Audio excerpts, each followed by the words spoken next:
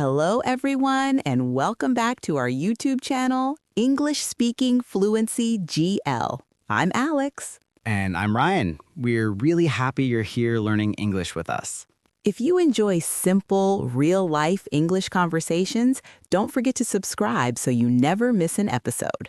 That's right. We keep things easy, practical, and useful, just like the English you hear every day. Whether you're just starting out or working to improve your fluency, you're in the right place. We're here to help you speak English confidently, step by step. All right, let's get started with today's conversation. So, imagine this. Hey, so how are you feeling today? Honestly, a little tired, but not in a bad way.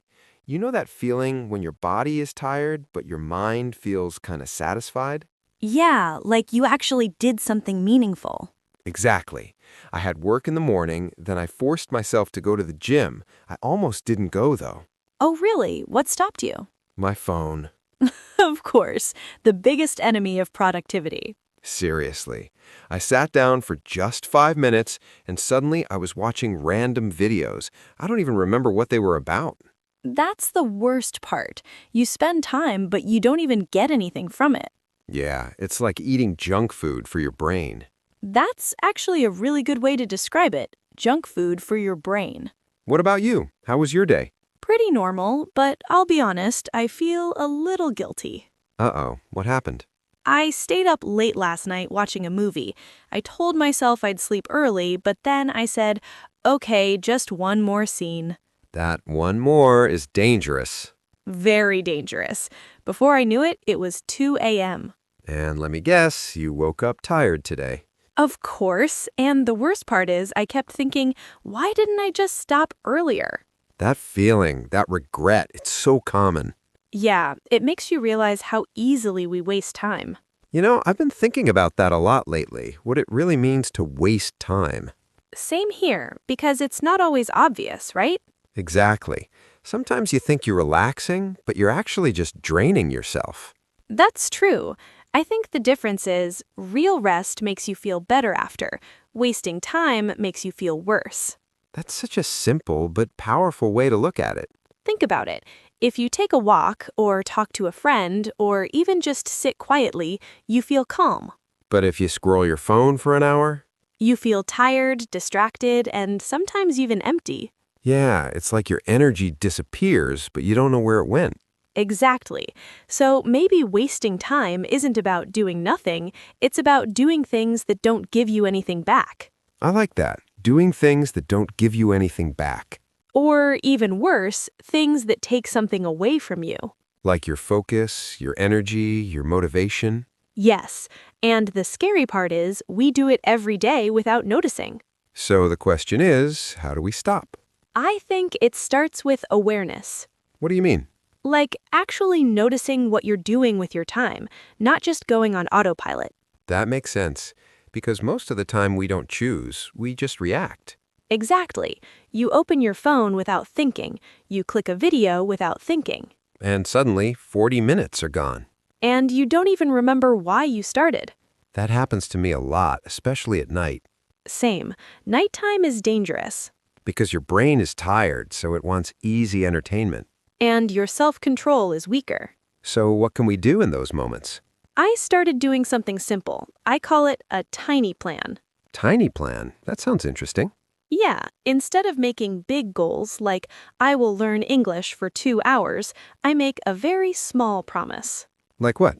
Like, I will learn 3 new words today. That's it.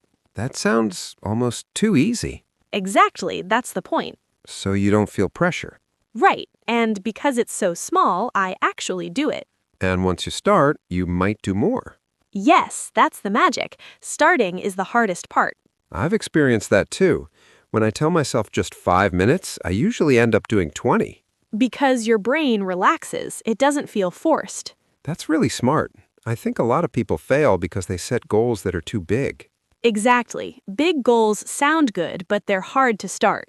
And when you don't start, you feel bad. And then you avoid it even more. It becomes a cycle. Yes, but a tiny plan breaks that cycle. I like that. I think I'm going to try it. You should. Start small, but be consistent. Consistency is everything. It really is. Even 10 minutes every day is powerful. That reminds me of something else. Small pieces of time during the day. You mean like waiting time? Yeah, like when you're waiting for a bus or standing in a line. Or sitting in a waiting room? Exactly. Those moments are usually wasted. Most people just grab their phone and scroll. But what if we used that time differently? Like listening to something useful? Or reviewing vocabulary? Or even just thinking in English? That's a great idea. Those small moments, they add up. Yeah, 5 minutes here, 10 minutes there. Over time, it becomes hours. And you didn't even feel like you were studying. That's the best part. It feels natural. You know, I think people often say, I don't have time. But the truth is, they do have time. They just don't see it. Exactly. Time is hidden in small pieces. And if you use those pieces, you can make big progress. It's like collecting coins. Small coins, but they become something big. Yes, I love that idea.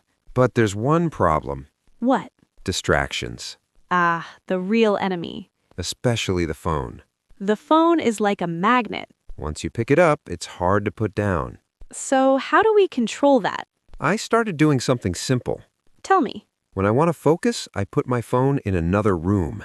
That's actually very effective. Because if it's not near you, you're less tempted. Out of sight, out of mind. Exactly. And I also turn off notifications. That's a big one.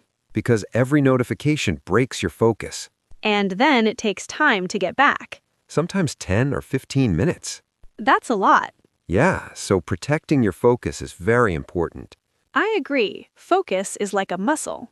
The more you protect it, the stronger it gets. And the more you lose it, the harder it becomes to concentrate. So true.